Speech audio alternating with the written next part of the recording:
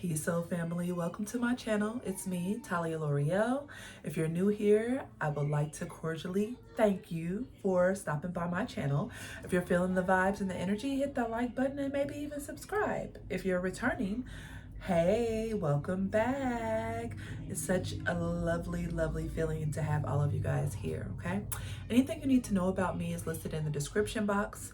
And without further ado, I'm going to go ahead and hop into this reading, okay, guys? This is not going to be a normal tarot reading. I consider it more of a channeled message. And before I even get into it, I want to tell you the time, or tell you when I'm recording this video. During Mercury retrograde, Venus retrograde, eclipse season, and a year of 9, okay? But no matter when you come across this video, there's something here for you. And as I was scrolling on YouTube, I came across a video talking about spiritual psychosis, and I thought that I would add my 2 cents into this, okay, guys? And spiritual psychosis is definitely something that flies under the radar for some. And it's something that can be viewed as, say for instance, you see someone walking down the street whispering to themselves, or you see someone that's online that has a massive following, and they start out just very enlightened, sharing truths, wisdom, and then it turns almost into like a god complex, or just going a little too deep down the rabbit hole. That is an example of spiritual psychosis. I am someone who likes to, I guess, kind of spiritually diagnose things as well, because I'm a spiritual person. I'm a high priestess. So things like schizophrenia, dementia, even bipolar disorder can all have spiritual causes as well. And yes, some of these things are hereditary. However, so are spiritual gifts and quote unquote shadows, okay? So, when I first got on my spiritual path about 8 years ago, even though I've been psychic since I was 6, when I first started to uncover the spiritual world, so to speak, outside of my Christian beliefs, my missionary Baptist church beliefs that I was raised in, it was like a beautiful new world opened up, and I just could not stop consuming. Like, every unknown question seemed to be answered, and the more that I dug deeper, the more truths came to light, and then the more I found out that I really didn't know anything, okay? But crystals, tarot cards, psychic readings, Reiki, yoga, all the things that are attributed to spirituality can have great healing effects.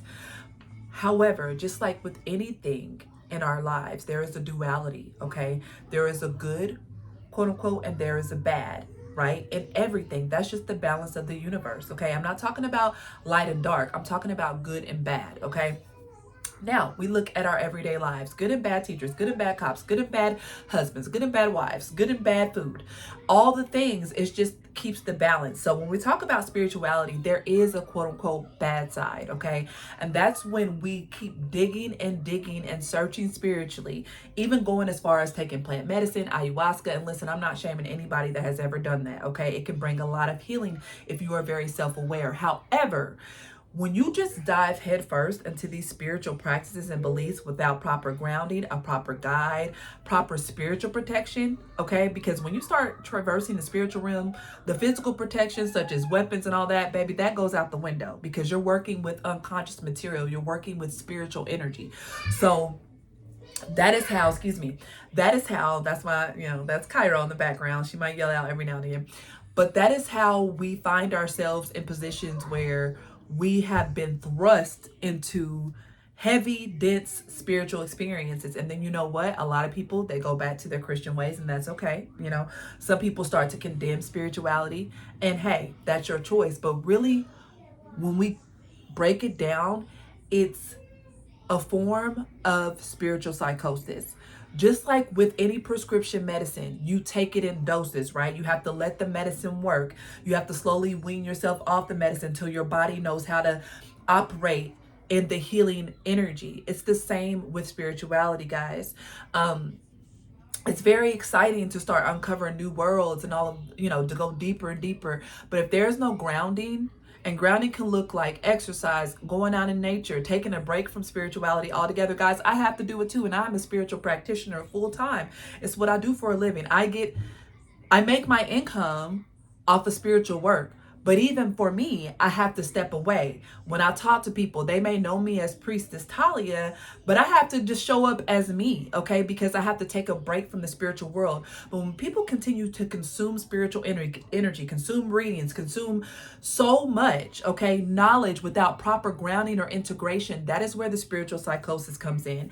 Also, avoiding the shadow work. Guys, we cannot gain spiritual enlightenment without going through our shadows and traversing the shadow realm. Shadow does not equal bad necessarily. It's the untapped parts of ourselves, the untapped potential, the untapped wounds, things we don't really know about ourselves that need to be brought to the surface so we can fully integrate them to become self-realized spiritual beings having a human experience. However, a lot of spiritual leaders and people that have massive followings, and not everybody, but a few, and we all can probably name a couple, okay? They have become very knowledgeable in a certain realm of spirituality. They have gained massive followings. They have a very successful spiritual business. Yet, when you're really tapped in and your third eye's open and you have powerful spiritual foresight and protection, some of us can see the fall from grace coming eventually, because I'm a type of person, because of the work that I do, I'm very well versed in the shadow realm, shadow work. I am one of the spiritual practitioners that people go to help work through shadow energy. And that is something that I'm able to point out in other people when they have not done their shadow work. Now, me being someone that operates in the shadows for healing, I'm not saying I'm perfect. I have shadow moments too. There's still things that I have to work on and heal. However, without the awareness of our own wounding and shadows, that is where the spiritual psychosis comes in, okay? Now let's talk about it, okay? You know, growing up, think about that person we used to see walking down the street, mumbling to themselves, dancing, singing. Looks like they're in a whole new world that we can't see. Some people call them crazy, but some people are scared of them. Think about the mental institutions where some of the similar things are happening. My spiritual diagnosis, and again, I am not a professional doctor, okay, when it comes to physical illnesses, but my spiritual diagnosis is that these people have tapped into a realm that maybe they don't know how to get out of, okay? Now, listen, I'm not saying every person that's been diagnosed with schizophrenia or bipolar has done that, but if we go back and see what this person was into, what were they reading, what were their lives like, did they take a drug, what was it that kind of catapulted them into this energy where it's like they are not in the 3D realm anymore, okay? To me, that is a form of spiritual psychosis, okay?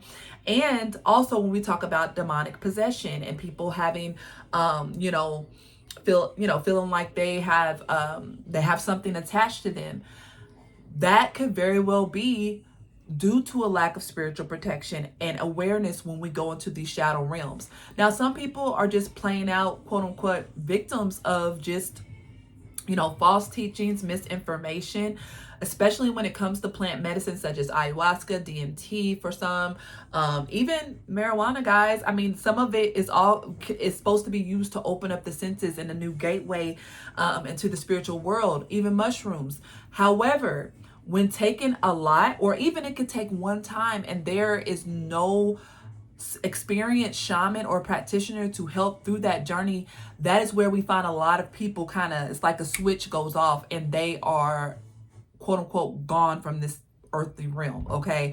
And it takes a long time for them to get back. I've seen it so many times where people have smoked marijuana even and are definitely afraid of doing it again because whatever they saw, felt, and heard scared the shit out of them. And that's probably because there were energies, shadow beings, whatever it is in their spiritual field that they had no awareness of until they took the plant medicine.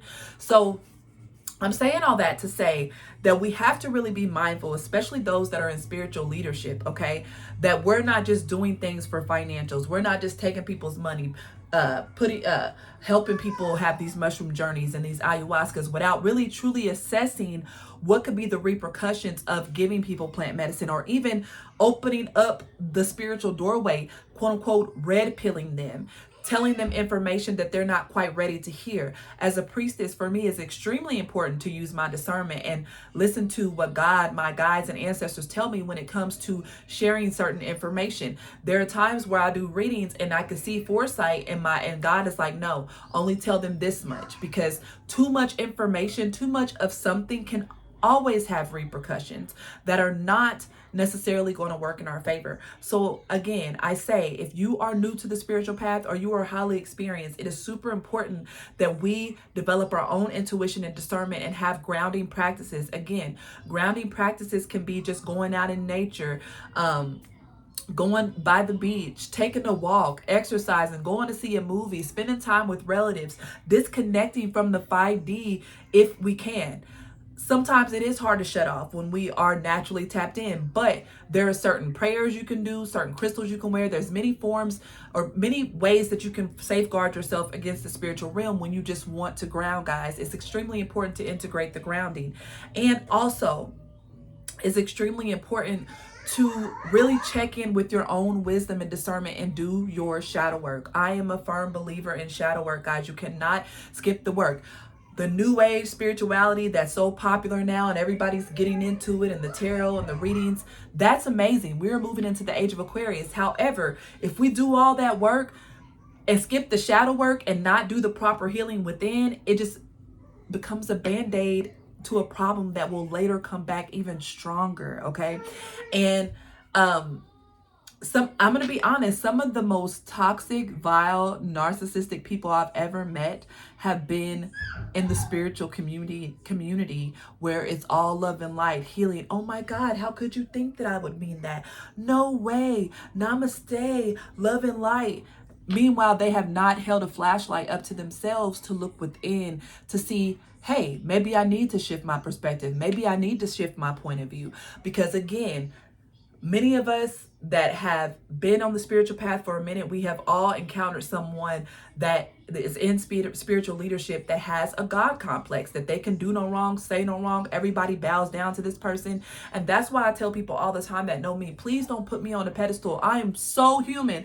Even though sometimes I feel like I'm not from this world based off of the spiritual gifts and the things that I channel, I am so human, and I value my physical vessel and in this human experience. I am a mother. I am a daughter. I am a sister. I am a friend, okay?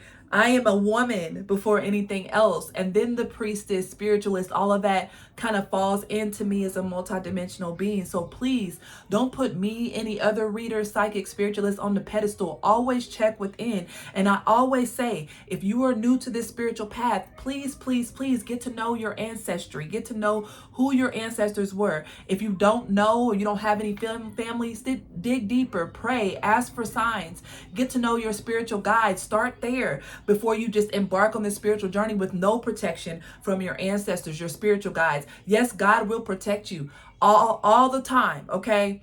But some of y'all like to go into realms. I had someone hit me up and say they wanted to astral travel, and I thought that was amazing. But I also told that person, hey, let's get to know your guides and ancestors, and let's get to know more about who your spiritual team is before we just start wanting to astral travel. And shout out to her, because she was such wonderful energy to work with, and it was she agreed. And I think that we all should kind of take a note out of that book of, yeah, this spiritual journey is exciting, especially when we know we have spiritual gifts, especially when we know we're tapped in and we can read people to filth from head to toe.